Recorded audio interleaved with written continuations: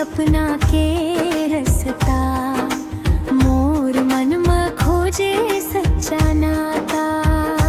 छम छम पायल आथे जब पवन, माया के बात में धड़क थे मन। कौन हावे वो मोर मन के घर, जेन संग जुड़ जावन जीवन भर। फाटो सुन तो सही मोर अखियन के कही, सपना मजे दिखथे ओही संग मन जुई। दोनों हाथ रे मोर सुर ताले भरे, साधे साधे गोठ में माया के रंग झरे। फाटो मोर बर दुल्हा खोज दे बने माया करैया। फाटो मोर बर दुल्हा खोज दे बने माया करैया। जेन संग गाँव के सोंध, जेन संग मन हसैया। फाटो मोर बर दुल्हा खोज दे बने माया करैया। फाटो मोर बर दुल्हा खोज दे बने माया करैया। सच के संग चले झूठ ला दूर भगैया। रोटी संग हंसी आंगना संग बात, छोटे से सुख मन भर जाथेरा।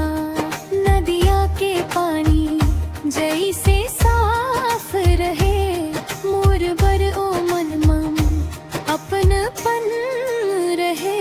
माटी के चूड़ी चुनरी के झांक, सजे मोर सपना सजे मोर गाँवा। जेन हाँ कहे मैं तोर हावम, ओही बर मोर मन रोजे गावम। भाटो देख नला मोर मन के जुड़वा, धड़कन के सुरतामा बसे के चनाम बसा।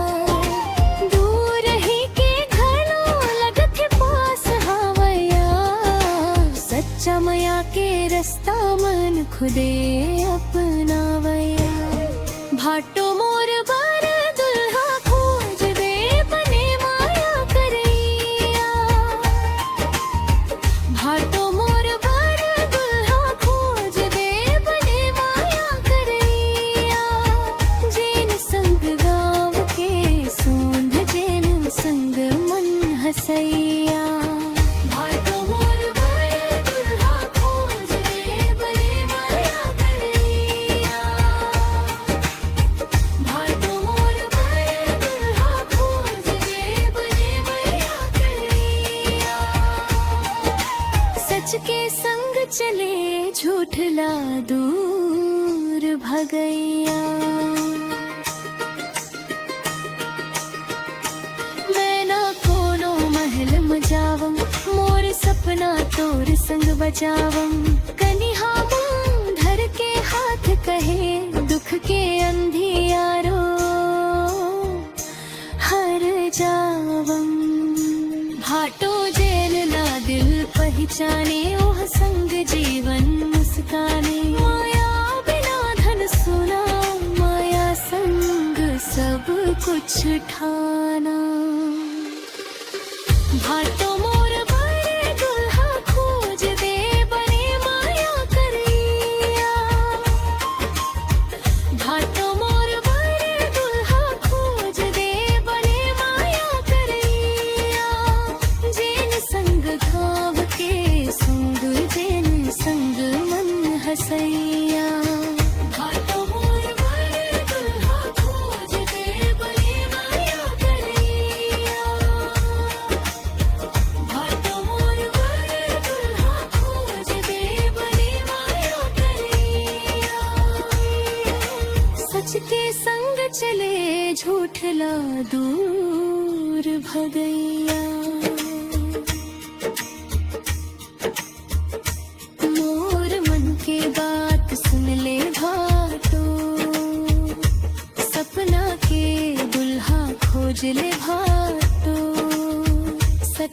माया के हो ही उजियारा गाँव के गोठ माँ बस ही प्यारा।